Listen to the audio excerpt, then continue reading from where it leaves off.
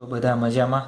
ચાલો આજે આપણે નવા ચેપ્ટરની શરૂઆત કરવા જઈ રહ્યા છીએ. ન્યુક્લિયસ ચેપ્ટર નંબર 12માં તમને ખ્યાલ હોય તો સૌથી પહેલો એક્સપેરિમેન્ટ આવે છે રથરફોર્ડનો ન્યુક્લિયસનો, જે ગેઇગર અને માર્સડનનો આલ્ફા કણ પ્રકીર્ણનનો જે પ્રયોગ આવે છે. એ પ્રયોગમાં જે ગેઇગર અને માર્સડન નામનો સ્ટુડન્ટ હતો એ ઓનલી કેટલા યરનો હતો? 19 યરનો જ હતો જ્યારે એને એક્સપેરિમેન્ટ કરેલો હતો. તો એને શું કીધું હતું? એ પ્રયોગ ઉપરથી એને તારણ કાઢ્યું હતું કે પરમાણુનો બધો જ ધન વિદ્યુત ભાર ન્યુક્લિયસમાં કેન્દ્રિત થયેલો હોવો જોઈએ અને ઇલેક્ટ્રોન ન્યુક્લિયસની ફરતે ભ્રમણ કરતા હશે. એ એને તારણ આપેલું હતું. ક્યાંથી? આલ્ફા કણના પ્રકીર્ણન ઉપરથી. મોસ્ટલી એ પ્રયોગને આપણે શું કહીએ છીએ? રધરફોર્ડનો પ્રયોગ કહીએ છીએ.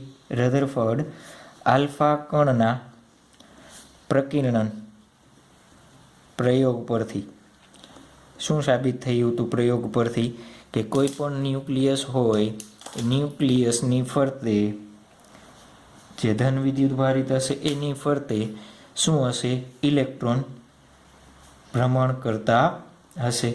ઇલેક્ટ્રોન શું કરતા હશે? આ રીતના રાઉન્ડ શેપમાં ભ્રમણ કરતા હશે.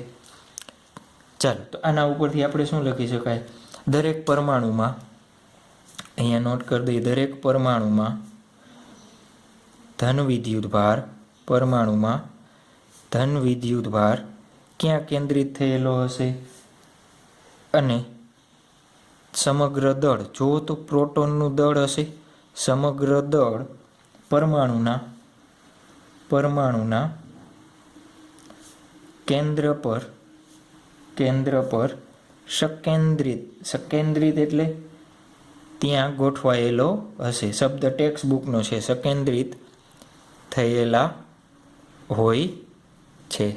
શું હોય છે? સકેન્દ્રિત થયેલા હોય છે. ચાલો, એના ઉપરથી એને રધરફોર્ડના આલ્ફા કણના પ્રકીર્ણન ઉપરથી બીજું તારણ કાઢ્યું હતું. શું તારણ કાઢ્યું હતું? કે પરમાણુ હોય એ પરમાણુની ત્રિજ્યા આશરે કેટલી હશે? એને કીધી હતી ને, આશરે કેટલી હોય? 10⁻10 મીટર જેટલી હોય. 10⁻10 મીટર. અને ન્યુક્લિયસની ત્રિજ્યા કેટલી કીધી હતી એને? ન્યુક્લિયસની ત્રિજ્યા યાદ છે ને? ચેપ્ટર નંબર 12 પહેલો જ ટોપિક છે ન્યુક્લિયસની ત્રિજ્યા. એને આશરે કીધી હતી 10⁻14 to 10⁻15 મીટર જેટલી હોય એવું તારણ એને પ્રયોગ ઉપરથી કાઢ્યું હતું. ચાલો, એને આ ત્રિજ્યા ક્યાંથી મળી હતી? તો એને આલ્ફા કણના ગતિપથ, હેડ-ઓન અથડામણ આપણે જોયું હતું. હેડ-ઓન અથડામણ, સંઘાત પ્રાચલ જોયું હતું. હા કે ના? એ હેડ-ઓન અથડામણના એક્સપેરિમેન્ટ ઉપરથી એને ન્યુક્લિયસની ત્રિજ્યા શોધેલી હતી. ચાલો, જુઓ તો ધારો કે કોઈ એક પરમાણુ છે. એ પરમાણુને તમે એવું વિચારો કે આપણો ક્લાસરૂમ કેવો છે? એ ક્લાસરૂમ જેવડો પરમાણુ છે. મોટો કરી દીધો, આપણે સમજવા માટે થઈને શું કરી દીધો? મોટો કરી દીધો. તો જો પરમાણુને તમે આખા ક્લાસરૂમ જેવો ગણતા હોય તો એનું ન્યુક્લિયસ, આપણે ક્લાસરૂમમાં આપણે ટાંકણી મૂકીએ ને, જોઈ છે ને, પિન, નાનકડી કમસથી પિન મૂકીએ તો એ પિનના હેડ જેટલી જ હોય. ન્યુક્લિયસનું સાઇઝ કેવડું હોય? તમે ધારો કે એક આખો ક્લાસ પરમાણુ છે તો એ પરમાણુની અંદર ન્યુક્લિયસનું સાઇઝ કેવડું હશે? તો એ ક્લાસરૂમમાં મૂકેલ ટાંકણી જેટલું હોય. કેટલું હોય? ટાંકણી જેટલું હોય છે. ને એટલામાં જ બધું દળ સમાઈ ગયેલું હોય છે. જો પરમાણુને એક વર્ગખંડના માપ જેટલો વિવર્ધિત કરીએ તો ન્યુક્લિયસ એક ટાંકણીની ટોચ જેટલા માપનો હોય. તેમ છતાં બધું જ દળ કેમાં કેન્દ્રિત થયેલું હશે? ન્યુક્લિયસ પાસે રહેલું હોય છે. ન્યુક્લિયસમાં સમાયેલું હોય છે.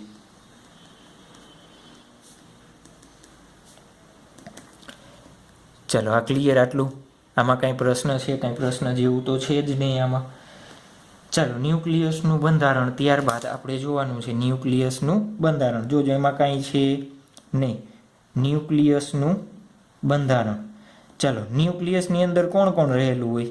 સિમ્પલ ક્વેશ્ચન બધાને આવડે છે સર, આવો બેઝિક ક્વેશ્ચન શું પૂછો છો? ન્યુક્લિયસની અંદર ન્યુક્લિયસમાં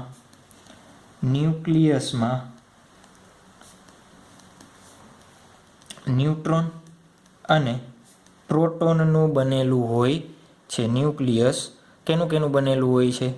ન્યુટ્રોન અને પ્રોટોનનું બનેલું હોય છે. જોજો એ ન્યુક્લિયસ ન્યુટ્રોન અને પ્રોટોન હોય એ બેને શું કહેવાય? જેને ન્યુક્લિયોન પણ કહે છે. ઘણી વખત શું શબ્દ વાપરશું આપણે? ન્યુક્લિયોન પણ કહે છે. શું કહેવાય એને? ન્યુક્લિયોન પણ કહે છે. ચાલો એક કેમેસ્ટ્રીમાં તમે બીજી વ્યાખ્યા ભણતા હશો. શું વ્યાખ્યા ભણતા હશો? ચાલો ધારો કે ન્યુક્લિયસનું દળ માપવું છે તો તમે કેજીમાં માપી શકશો. કેવું હશે? ખૂબ જ સૂક્ષ્મ હશે. તો એના માટે થઈને એટલા સૂક્ષ્મ દળનું માપન કરવા માટે થઈને એક નવો એકમ બનાવવો પડ્યો. તો આપણે કેમેસ્ટ્રીમાં તમે ઓલરેડી ભણી ગયા છો. શું એકમ હતો? AMU યાદ છે? એક AMU 1 AMU એટલે શું? 1 AMU એટલે શું? એટોમિક માસ યુનિટ. AMU એટલે શું છે? એટોમિક માસ યુનિટ. એનું ફૂલ ફોર્મ થાય ને, શું થાય? એટોમિક માસ યુનિટ. ચાલો તો જો તો વ્યાખ્યા તમે જોઈ જ ગયા છો તો એકવાર રિપીટ કરી દઉં છું. અનુત્તેજિત 12C કાર્બનનો પરમાણુ છે ને, 12C6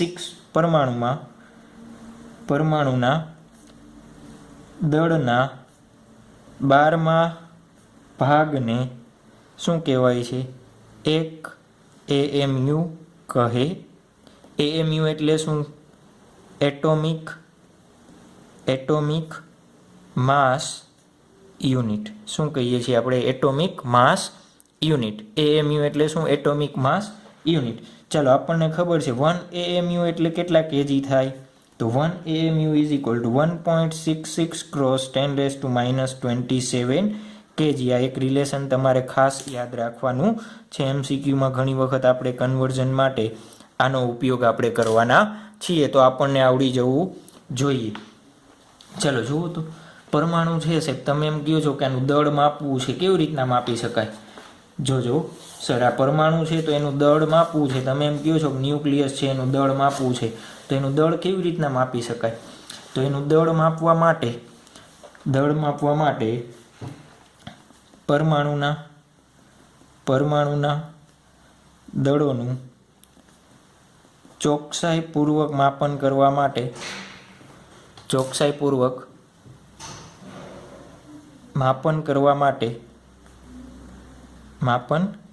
માટે શું વપરાય છે? માસ સ્પેક્ટ્રોમીટર માપાય છે. માસ સ્પેક્ટ્રોમીટર વડે કરવામાં આવે છે.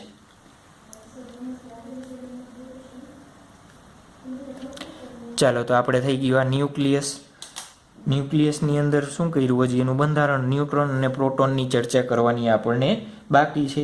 ચાલો ત્યારબાદ આપણે ચર્ચા કરીએ કેની? પ્રોટોનની. કેની ચર્ચા કરી લઈએ? પ્રોટોનની. પ્રોટોન. ચાલો પ્રોટોન એટલે શું? પ્રોટોનની અંદર શું હોય? પ્રોટોનનો વિદ્યુતભાર કેટલો છે? ચાલો લખાવતા જાઓ મને. વિદ્યુતભાર પ્રોટોનનો કેટલો છે? સર એમાં પૂછવાનું હોય 1.6 ક્રોસ 10⁻19 કુલમ, અથવા એને પ્લસ ઇલેક્ટ્રોન કહીએ છીએ આપણે. ચાલો વિદ્યુતભારની વાત થઈ ગઈ. એનું દળ કેટલું હશે? એનું દળ 1.67 ક્રોસ 10⁻27 kg છે. હા કે ના? ચાલો એને AMUમાં લખવું હોય તો કેવી રીતના લખી શકાય? અરાઉન્ડ 1.00727 AMU, અથવા ઘણી વખત જુઓ તો 1 AMU છે તો ઘણી વખત આ રીતના પણ આપણે લઈ શકીએ 1 AMU. ચાલો એની સંજ્ઞા જુઓ તો પ્રોટોન છે, પ્રોટોનની અંદર શું હશે? એક જ પ્લસ હશે. હા કે ના? પ્રોટોનની અંદર શું હોય? એક જ પ્લસ હોય. તો જુઓ તો હાઇડ્રોજન પરમાણુનો બેઝિક લ્યો તો એ હાઇડ્રોજન પરમાણુમાં એક જ પ્લસ હશે. તો જ્યારે પ્રોટોનને આપણે દર્શાવવું હોય ત્યારે આપણે એની સંજ્ઞા આ રીતે લખશું. આ શું દર્શાવશે આપણને? પ્રોટોન. હાઇડ્રોજનમાં એક જ પ્રોટોન હોય, એક જ પ્રોટોન હોય છે. ક્લિયર? તો આપણે એને દર્શાવવા માટે હાઇડ્રોજનના પરમાણુ સ્વરૂપે એને દર્શાવશું. ચાલો ત્યારબાદ બીજી વસ્તુ ન્યુટ્રોન. શું જોઈએ? ન્યુટ્રોન. ચાલો ન્યુટ્રોનનો વિદ્યુતભાર કેટલો છે? ન્યુટ્રોનનો વિદ્યુતભાર, સર એને પણ વિદ્યુતભાર હોય? હા હોય ને. કેટલો હોય? 0. ચાલો એનું દળ કેટલું છે? ન્યુટ્રોનનું દળ તો 1.6749 × 10⁻⁻27 kg. ચાલો એને એમયુમાં ફેરવશો તમે, એમયુમાં ફેરવી દેશો, આવડી જશે કે નહીં આવડે? 1 એમયુ બરાબર કેટલા છે? 1.66 × 10⁻⁻27. તો આને એટલા વડે ડિવાઈડ બાય કરી દેજો એટલે તમને મળશે અંદાજિત 1 પોઈન્ટ સમથિંગ મળવું જોઈએ. એટલે 1 એમયુ લખું છું, અરાઉન્ડ કેટલું હોય? 1 એમયુ જેટલું. ચાલો એની સંજ્ઞા શું થશે? ન્યુટ્રોનની સંજ્ઞા જો તો ન્યુટ્રોનની અંદર કંઈ પ્રોટોન છે નથી, તો આ રીતના ન્યુટ્રોનની સંજ્ઞા આપણે દર્શાવશું. ચાલો અત્યારે યાદ રાખી લ્યો. પછી આ શું દર્શાવે છે એ આપણે હમણાં જોઈએ. તો આ થઈ ગયા ન્યુક્લિયસની અંદર રહેલા બે પ્રકાર. ન્યુક્લિયસની અંદર રહેલા બે પ્રકાર. ચાલો ત્યારબાદ આપણે એક અમુક સ્ટાન્ડર્ડ ફોર્મેટ બનાવી નાખીએ. સ્ટાન્ડર્ડ ફોર્મેટ બનાવી નાખીએ કે ભાઈ આના ઉપરથી આપણે આને ઝેડ કહેશું, આને આ કહેશું. તો અહીંયા સ્ટાન્ડર્ડ ફોર્મેટ. ચાલો ઝેડ એટલે પરમાણુ ક્રમાંક. ઝેડ એટલે શું થશે? પરમાણુ ક્રમાંક. અથવા એમાં શું દર્શાવશે આપણને? પ્રોટોનની સંખ્યા દર્શાવશે. શું દર્શાવશે? ઝેડ એટલે આપણને શું દર્શાવશે? પ્રોટોનની સંખ્યા દર્શાવશે. ત્યારબાદ એન. એન એટલે ન્યુટ્રોનની સંખ્યા. એન એટલે શું દર્શાવશે આપણને? ન્યુટ્રોનની સંખ્યા. એ. એ એટલે આપણને દર્શાવશે પરમાણુ દળાંક. શું દર્શાવશે? પરમાણુ દળાંક. એ પ્લસ એન પ્લસ ઝેડ. અહીંયા લખી નાખું છું ઝેડ પ્લસ એન. ચાલો એન શોધવો હોય તો શું થશે? એ માઇનસ ઝેડ. આ રીતના અત્યારે લખી નાખો, હમણાં એક્સપ્લેન કરવીએ છીએ. ચાલો ન્યુક્લિયસને ઘણી વખત ન્યુક્લિયાઇડ કહીએ છીએ. શું કહીએ? ન્યુક્લિયસ હોય ને એને ઘણી વખત ન્યુક્લિયાઇડ કહીએ. ન્યુક્લિયાઇડ અથવા ન્યુક્લિયસ. ઉદાહરણ તરીકે તમને અહીંયા આપેલું છે એની સંજ્ઞા જોજો. કોઈ પણ તત્વ હોય એની સંજ્ઞા કઈ રીતના દર્શાવશું આપણે? આ એક્સ, એ અને ઝેડ. ઝેડ એટલે શું છે? પરમાણુ ક્રમાંક. એ એટલે શું છે? પરમાણુ દળાંક. એક્સ એટલે તત્વ દર્શાવશે. શું દર્શાવશે? એક્સ એટલે આપણને શું દર્શાવે? તત્વ. કોઈ પણ તત્વ શું છે? ફોર એક્ઝામ્પલ ઉદાહરણ તરીકે લેવું હોય તો ઉદાહરણ તરીકે ચાલો 197.79 AU. AU એટલે સોનું. કેમેસ્ટ્રીમાં યાદ રાખો છો ને? ગોલ્ડ, સોનું. ગોલ્ડનો અત્યારે નામ લેવા એવા ભાવ નથી ને? ગોલ્ડના અત્યારે નામ લેવા એવા ભાવ નથી. ચાલો આના માટે એ લખાવડાવો તો મને, આની સાથે કમ્પેરિઝન કરીને એ કેટલો થશે સોના માટે? લખાવડાવો તો એ ઇઝ ઇક્વલ ટુ 197. ઝેડ કેટલો થશે? જોજો આ ઉપર હોય હંમેશા એ, નીચે હોય હંમેશા ઝેડ. કેટલો છે? 79. ચાલો તમારે એન શોધવું હોય તો એન શોધવું હોય તો શું કીધું? એ માઇનસ ઝેડ. તો 197 માઇનસ 79 તો કેટલું મળશે આપણને? 118. તો તમે આ રીતના તમે એનું શોધી શકો. ચાલો આ ઝેડ જે નીચે હશે એ શું દર્શાવશે? પ્રોટોનની સંખ્યા. ઉપર હોય એ શું દર્શાવે? દળાંક. ઉપર હશે એ શું દર્શાવશે? દળાંક. અરાઉન્ડ. ચાલો અહીંયા જે હોય એને ગુણ્યા પાછળ એને શું લખી દેશું આપણે? એએમયુ ગુણી દેવાના. જે 197 છે એને ક્રોસ એએમયુ એટલે એનો શું થઈ જશે? એ દળાંક. દળ મળી જશે આપણને, પરમાણુ દળાંક. ચાલો આવડી જશે. આ સંજ્ઞા યાદ રાખી લીધી. ઉપર હોય હંમેશા એ, નીચે હોય ઝેડ, અહીંયા હોય શું દર્શાવે? તત્વ. અત્યારે સોનું છે. ચાલો આના માટે લખાવડાવો તો આ હાઇડ્રોજન છે તો તત્વ હાઇડ્રોજન. આ પ્રોટોનની સંખ્યા 1. ચાલો ન્યુટ્રોનની સંખ્યા કેટલી થશે? 1 - 1 0. ક્લિયર? ચાલો આ ન્યુટ્રોન માટે પ્રોટોન કાંઈ હોય નહીં તો 0. એનું દળ 1 છે તો 1 ન્યુટ્રોન એટલે 1 - 0 એટલે 1. એક ન્યુટ્રોન થઈ ગયો. ચાલો બે સંજ્ઞા સાચી આપણા માટે. ચાલો ક્લિયર? અહીંયા સુધી આવડી જશે? હા કે ના? આવડી જશે. ચાલો ત્યારબાદ આપણે આ બેઝ ઉપરથી ન્યુક્લિયસનું ક્લાસિફિકેશન કરવું છે, ન્યુક્લિયસના પ્રકાર પાડવા છે. શું કરવા છે? ન્યુક્લિયસના પ્રકાર. Classification of nuclei. જોજો ઇંગ્લિશમાં શું કહે છે, એને ન્યુક્લિયાઈ કહે છે. ચાલો નંબર વન સમસ્થાનિકો. જોજો મોસ્ટ આઈએમપી છે, ઘણી વખત તમને એમસીક્યુ ડાયરેક્ટલી પૂછી નાખશે આ ટોપિક ઉપરથી, તો આપણને આવડવા જોઈએ. સમસ્થાનિકોને ઇંગ્લિશમાં શું કહેશું આપણે? આઇસોટોપ્સ કહેશું. ચાલો કેમેસ્ટ્રીમાં તમે ઓલરેડી ભણી ગયા છો, મને વ્યાખ્યા લખાવતા જાઓ. એક જ તત્વના છતાં જેમના દળ જુદા જુદા હોય તેવા પરમાણુને સમસ્થાનિકો કહે છે એકબીજાના. કેમેસ્ટ્રીમાં ભણી ગયા છો ઓલરેડી. એક જ તત્વના છતાં જેમના દળ જુદા જુદા હોય. હમણાં ઉદાહરણ આપી એટલે વ્યાખ્યા આરામથી સમજાઈ જશે, ટેન્શન લેવાની જરૂર નથી. જુદા જુદા હોય તેવા પરમાણુઓને શું કહેવાય છે? સમસ્થાનિકો કહે છે. શું કહે છે? સમસ્થાનિકો કહે છે. ચલો પછી ત્યારબાદ પોઈન્ટ નંબર 2, સમસ્થાનિકો. જે એક જ તત્વના જુદા જુદા સમસ્થાનિકો હોય એમાં જોજો પ્રોટોનની સંખ્યા કેવી હશે? સમાન. અને ન્યુટ્રોનની સંખ્યા કેવી હશે? અલગ અલગ. હમણાં હું તમને ઉદાહરણ આપું ત્યારે સમજાવું, પણ પહેલાં આટલી વસ્તુ એક લખી નોટ કરી નાખો. ચાલો જ્યારે પણ આ રીતના તમે ઓનલાઈન સ્ટડી કરો ત્યારે શાંત વાતાવરણમાં, ધારો કે તમે ક્લાસમાં જ ભણો છો એવી રીતના જ પોતાની નોટ અને પેન સાથે લઈને બેસવાનું અને સાથે સાથે એની નોટ કરતું જવાનું, તો જ તમને આવડશે, અધરવાઇઝ આવડશે નહીં. ક્લાસરૂમ જેવી ફિલિંગ લઈ આવવાની છે. એક જ તત્વના ક્લાસરૂમમાં તો સર તમે સર્વિસ કરી નાખો છો, એવી ક્યાંથી ફિલિંગ લઈ આવી? તો તમારે એઝ્યુમ કરી લેવાનું ને. ચાલો, એક જ તત્વના જુદા જુદા સમસ્થાનિકોમાં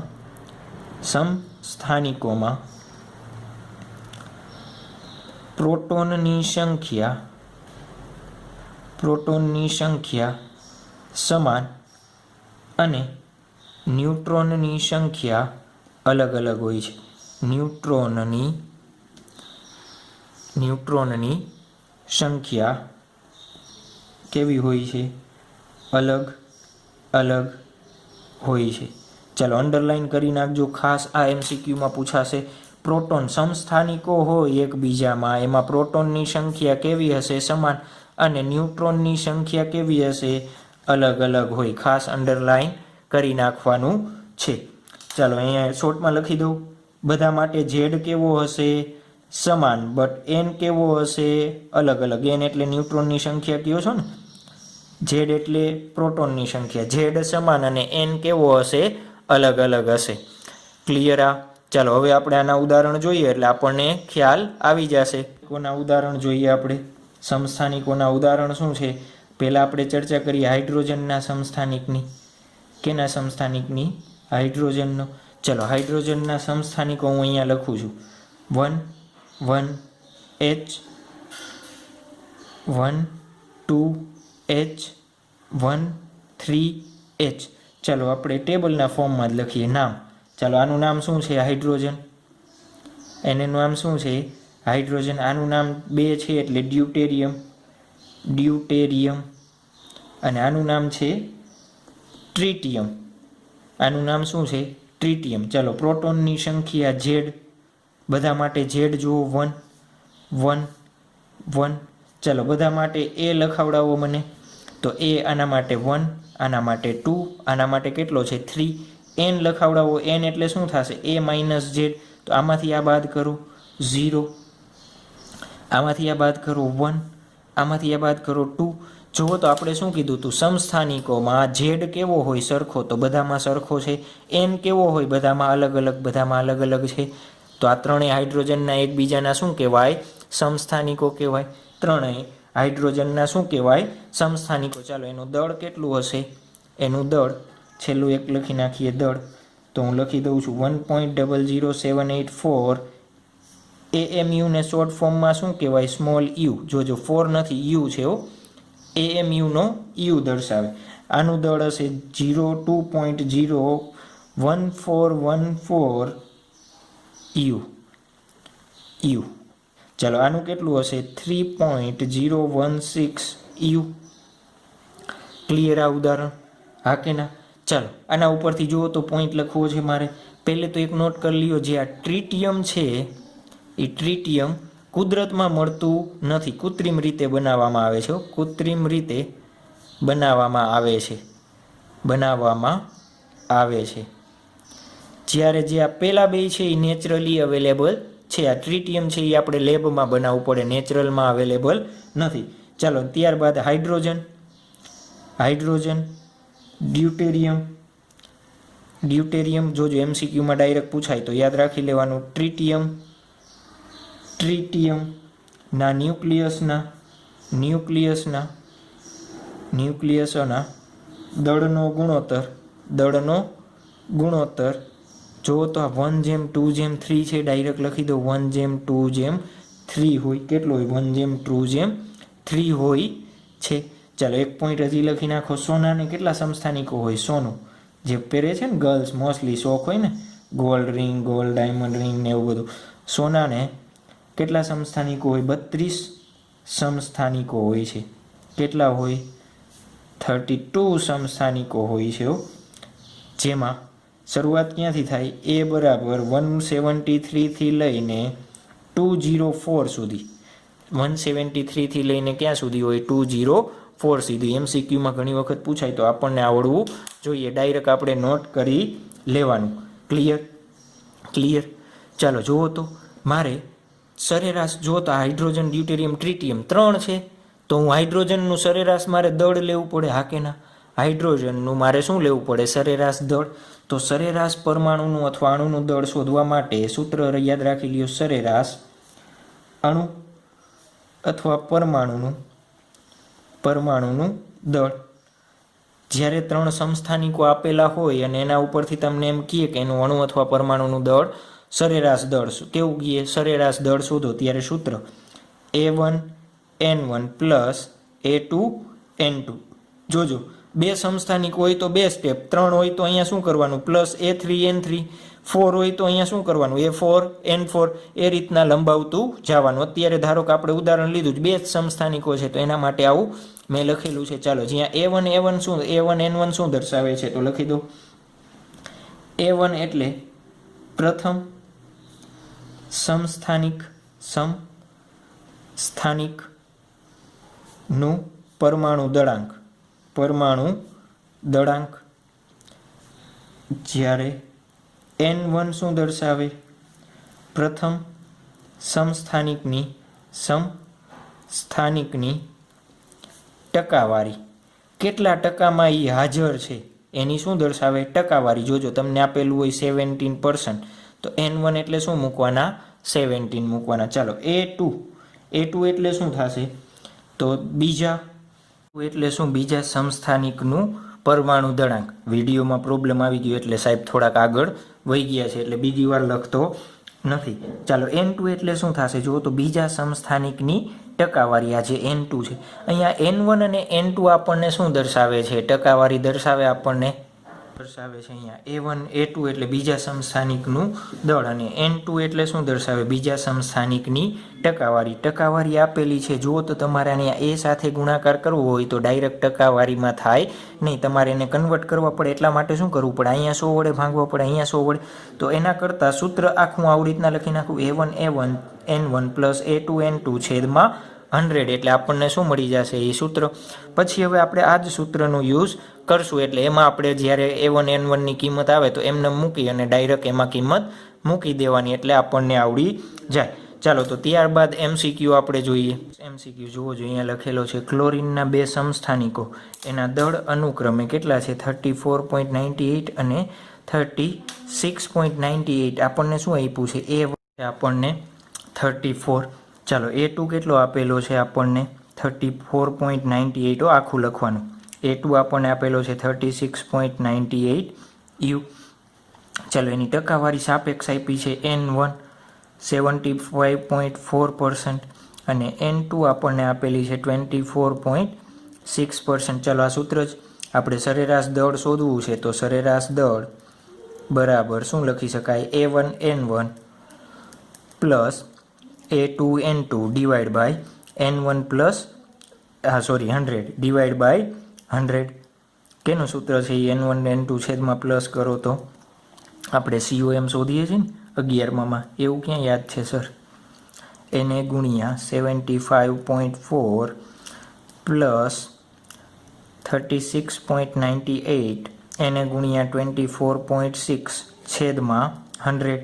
ચાલો એનું સાદું રૂપ આપી દેશું એટલે આપણને જવાબ મળી જશે ક્લોરીનનું સરેરાશ દળ.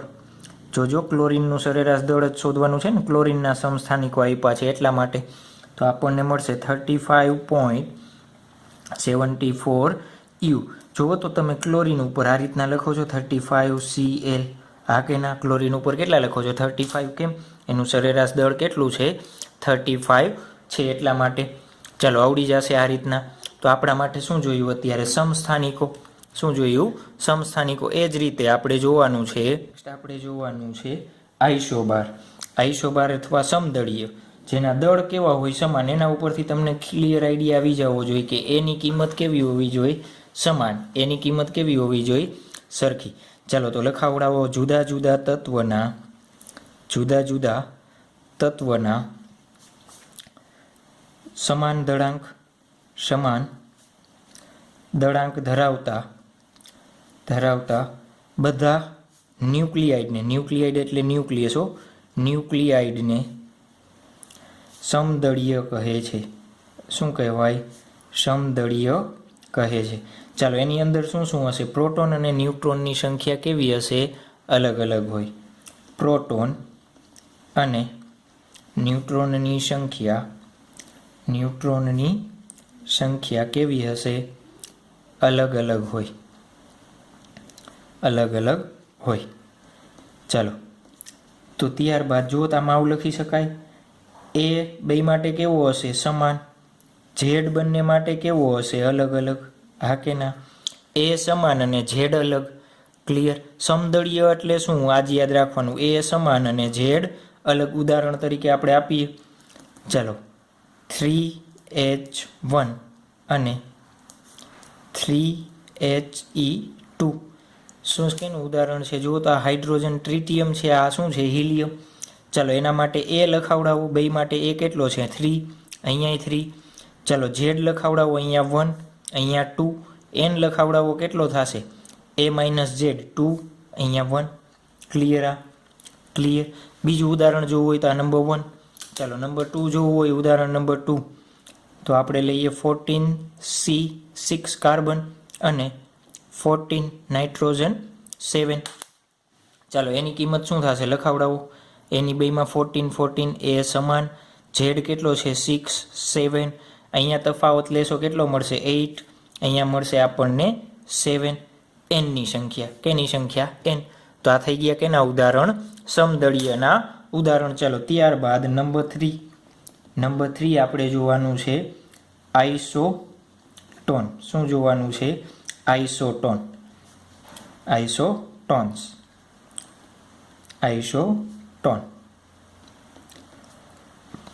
ચાલો આઇસોટોન એટલે શું? કે જુદા જુદા તત્વના એક સમાન ન્યુટ્રોનની સંખ્યા હોય. કેવી હોય? એન સમાન હોય. હવે એ અને ઝેડ કેવા હોય? અલગ અલગ. જુદા જુદા તત્વમાં એક સમાન ન્યુટ્રોનની સંખ્યા હોય, પરંતુ પરમાણુ ક્રમાંક અથવા દળાંક ઝેડ અલગ અલગ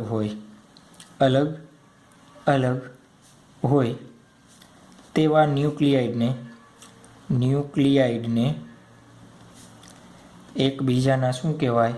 આઇસોટોન કહેવાય. આઇસોટોન કહે છે. ક્લિયર? એકબીજાના શું કહેવાય? આઇસોટોન કહેવાય છે. ફોર એક્ઝામ્પલ તરીકે ઉદાહરણ આપવું હોય તો ચાલો એક્ઝામ્પલ તરીકે ઉદાહરણ આપવું છે આપણે. નંબર 1 એક્ઝામ્પલમાં, ઉદાહરણમાં. ચાલો એક્ઝામ્પલ શું છે? 198 Hg HG એટલે શું છે? પારો. 197 અને શું થશે? 79 AU. એ પહેલાં બધા મને એ લખાવડાવો. એની કિંમત શું છે? 198, 197. ઝેડ લખાવડાવો 80, 79. ચાલો એ માઇનસ ઝેડ એટલે એન કયો છો ને, એનની સંખ્યા લખાવડાવો મને. કેટલી થશે? 18 થશે ને? 18, 80 અને 118 થાય ને? કેટલા થાય? 118 થાય. હા કે ના? કે કેલ્ક્યુલેશન કરવી જોશે. 198 માઇનસ 80 એટલે કેટલા થશે? 118. એ જ રીતના 197 માઇનસ 79 એટલે કેટલા મળશે આપણને? 118. બેમાં એનની સંખ્યા સરખી, એ અને ઝેડ કેવા હોય? અલગ અલગ હોય. એને શું કહેવાય? એકબીજાના આઇસોટોન કહેવાય. શું કહેવાય? એકબીજાના આઇસોટોન કહેવાય છે. ક્લિયર? આ 3 પ્રકાર. જોજો આના ઉપરથી MCQ પૂછાય. શું પૂછાય? MCQ. કેવી રીતના? ઉપર એક તમને ન્યુક્લિયસ આપેલું હોય. શું આપેલું હોય? ઉદાહરણ તરીકે, એક્ઝામ્પલ તરીકે શું કહે? 198, 80 HGનો નીચેનામાંથી આઇસોટોન શોધો. નીચેનામાંથી આઇસોટોન શોધો. તો આઇસોટોન એટલે આપણને ખબર જ પડવી જોઈએ બેનો તફાવત n. તો આનો n જેટલો હોય એટલો જ ઓપ્શનમાં જેનો n આવતો હોય એનો આઇસોટોન. અથવા એમ કહીએ કે આનો સમદળીય આઇસોબાર શોધો. શું કહીએ? આઇસોબાર શોધો. તો આઇસોબાર માટે આપણે જોયું છે. સમસ્થાનિક કહીએ તો સમસ્થાનિક શોધી લેવાનો. આવડી જશે. જોજો આ 3 માંથી MCQ પૂછાવાની શક્યતા વધારે છે એટલે આપણને આવડવું જોઈએ. ચાલો આવડી જશે. તો ત્યારબાદ આપણે નેક્સ્ટ જોઈએ ન્યુક્લિયસનું પરિમાણ. ન્યુક્લિયસનું પરિમાણ. ચાલો ન્યુક્લિયસનું પરિમાણ. આપણે ન્યુક્લિયસને કેવો ધારીએ છીએ? ગોળાકાર જ ધારીએ છીએ ને, કે એનો શેપ કેવો હશે? ગોળાકાર હશે. ન્યુક્લિયસને મોટા ભાગે કેવો ગણીએ છીએ આપણે? ન્યુક્લિયસને મોટા ભાગે કેવો ધારીએ છીએ આપણે? ભાગે ગોળાકાર ધારવામાં આવે છે અથવા ગણવામાં આવે, જે લખો એ. અમુક કેસમાં ગોળાકારમાંથી આકારમાં, જોજો આ MCQમાં પૂછાશે નહીં, પણ અમુક એવા હોય ને ન્યુક્લિયસ, ભાઈ આપણે ગોળાકાર રહેવો નથી, તો અમુક કેસમાં ગોળાકાર જે આકાર હશે એમાં લેસ દેન ઓર 10%ની છતી હોય, પૂરેપૂરો ગોળ ના હોય, કેવો એક જેવો શેપ પણ હોય. તો આટલો ફેરફાર હોઈ શકે. આટલો ફેરફાર હોઈ શકે. MCQ માટે નથી, માત્ર જાણકારી માટે છે તમારે. ચાલો ધારો કે એક ન્યુક્લિયસ છે. આ ન્યુક્લિયસ ડ્રો કર્યું છે. એના કેન્દ્રથી એની ત્રિજ્યા R છે. તો R કહી દઉં ન્યુક્લિયસની ત્રિજ્યા. ન્યુક્લિયસની ત્રિજ્યા. ચાલો પ્રયોગ ઉપરથી આપણને ખ્યાલ છે. કયા પ્રયોગ ઉપરથી? એ આપણના સિલેબસમાં નથી, પણ રુથરફોર્ડના પ્રયોગ ઉપરથી એવું જાણી શકાયું કે શું ન્યુક્લિયસનું કદ કેના સમપ્રમાણમાં હોય? પરમાણુ દળાંક.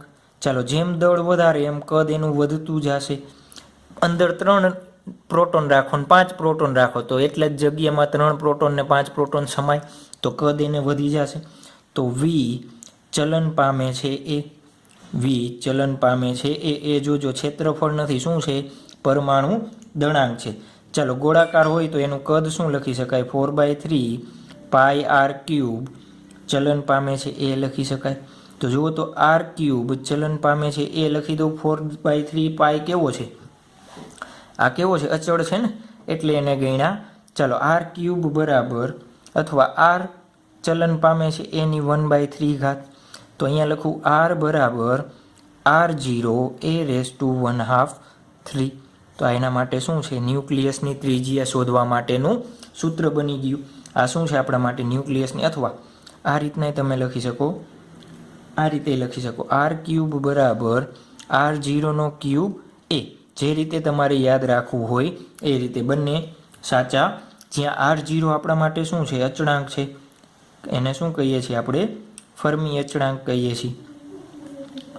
ચાલો તો એનું શું થશે? 1.2 ક્રોસ 10⁻⁵ મીટર, અથવા 1.2 ફર્મી. શું થશે એનું માપ? 1.2 ફર્મી એની કિંમત તમને આપેલી હોય તો ન્યુક્લિયસની ત્રિજ્યા તમે શોધી શકો, એટલે તમને આવડી જાય. ચાલો, 1 ફર્મી એટલે કેટલા થાય? 1 ફર્મી 10⁻15 મીટર. આટલી વસ્તુ તમારે યાદ રાખવાની છે. તો આ થઈ ગયું ન્યુક્લિયસનું. ચાલો, આ સૂત્ર MCQ માટે આપણે બંને યાદ રાખવાના છે. એક કન્વર્ઝન યાદ રાખી લેજો. R0 એટલે અચળાંક, એની કિંમત કેટલી છે? 1.2 ફર્મી. 1 ફર્મી એટલે આપણને ખબર છે કેટલા થશે? 10⁻15. ન્યુક્લિયસની ત્રિજ્યા કેવી હોય? અલગ અલગ હોય. બધા જ ન્યુક્લિયસની ત્રિજ્યા કેવી હશે? અલગ અલગ હોય. ન્યુક્લિયસની ત્રિજ્યા કેવી હોય? અલગ અલગ હોય. ત્યારબાદ આપણે ઘનતા જોવી છે. શું જોવું છે? ઘનતા જુઓ તો ઘનતા એટલે આપણને ખબર છે શું થાય? દળ. કેનું દળ? ન્યુક્લિયસનું દળ છેદમાં ન્યુક્લિયસનું કદ, એવું લખી શકાય. ઘનતાનું સૂત્ર યાદ છે ને? ન્યુક્લિયસનું કદ. ચાલો, એનું દળ કેટલું છે? એ ગુણ્યા 1 AMU. આપણે પાછળ AMUમાં લખીએ છીએ ને, એ મેં કીધું હતું ને, પાછળ શું કરી દેવાનું? AMU છેદમાં ન્યુક્લિયસનું કદ કેટલું છે? 4/3 πr³. πr³. ચાલો, એ ક્રોસ AMUમાં છે એ તમને સમજાઈ ગયો. તો 4/3 πr³ એટલે શું લખી શકાય? જુઓ તો R0 નો ક્યુબ એ લખી શકાય. હા કે ના? તો આ એ કેન્સલ આઉટ.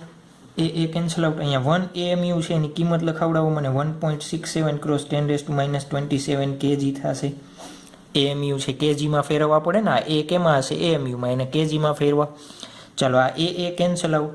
બાકીની કિંમત મૂકી દો. 1.67 cross 10⁻27 divide by 4/3 pi R0 એટલે 1.2 ક્રોસ 10⁻15 એનો ક્યુબ.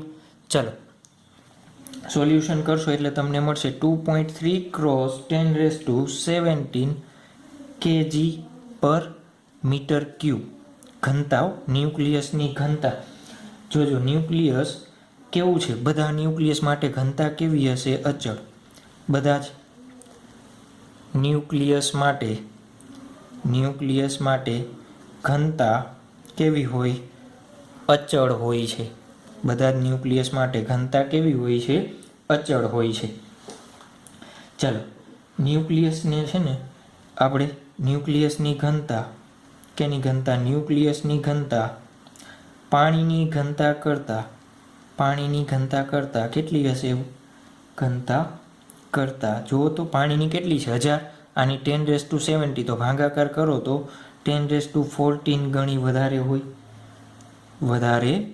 હોય છે. ક્લિયર? આ ન્યુક્લિયસની ઘનતા બધા માટે કેવી હશે? અચળ હશે. એટલી વસ્તુ તમારે યાદ રાખવાની છે. ચાલો, આવડી જશે. આ આવડી જશે કે ન આવડે? ચાલો, તો ઉદાહરણ નંબર 1 આપણે જોઈ લઈએ. ઉદાહરણ નંબર 1. ચાલો, ઉદાહરણ નંબર 1 શું આપેલું છે આપણને જોવો જોઈએ તમારી ટેક્સ્ટ બુકમાં. લોખંડના ન્યુક્લિયસ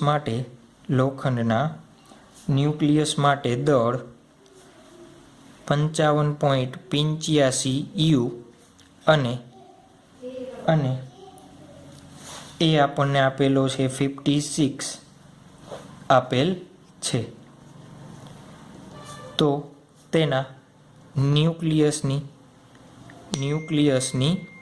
ઘનતા, ખાલી જગ્યા હશે, એના ન્યુક્લિયસની ઘનતા કેટલી હશે એ આપણે શોધવાનું છે. ચાલો, જોતા જાવ તો શું થશે? એની ઘનતા શોધવી છે તો પહેલાં આપણે ત્રિજ્યા જોશે. હા કે ના? ત્રિજ્યા જોઈને આ સૂત્ર ઉપરથી ડાયરેક્ટ મેળવી શકાય. ન્યુક્લિયસની ઘનતા જોતી હોય તો એ ગુણ્યા 1 AMU એ રીતના કરીને મેળવી શકાય. હા કે ના? ચાલો, આપણને એમ આપેલો છે કેટલો છે? 15.85 AMU. કેટલો આપેલો છે? 15.85 AMU. ચાલો, એને કેમાં ફેરવી દો? કેજીમાં. તો શું થશે? 9.27 ક્રોસ 10⁻26 kg. AMUમાંથી કેજીમાં ફેરવવા પડશે ને આપણે, એટલા માટે. ન ફેરવવા હોય તો ચાલો, આને કેવી રીતના? 55.85 ક્રોસ 1.67 ક્રોસ 10⁻27 66 ક્રોસ 10⁻27 kg. એનું સાદું રૂપ આપો એટલે આ જ મળશે તમને. ચાલો આપણને ખબર છે કે આર ત્રિજ્યા શું થાય, ન્યુક્લિયસની ત્રિજ્યા બરાબર શું લખી શકાય, આર બરાબર R0 a⁻1/3।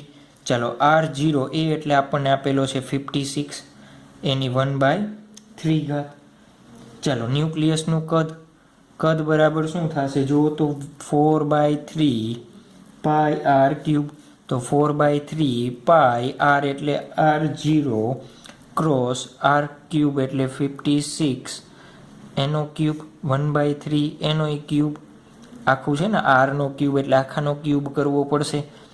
ચાલો આપણે તો શું જોઈએ છે ઘનતા, તો ઘનતા બરાબર આપણને ખબર છે દળના છેદમાં કદ, દળ કેટલું છે 55.85 ક્રોસ 1.66 ગુણ્યા 10⁻27 કદ કેટલું મળ્યું 4/3 ક્રોસ પાઈ r એટલે કેટલો થશે 1.2 ક્રોસ 10⁻15 ક્યુબ ક્રોસ 56 એનું સાદુરૂપ આપશો એટલે આપણને અંદાજિત મળશે 2.29 ક્રોસ 10⁻17 kg/m³।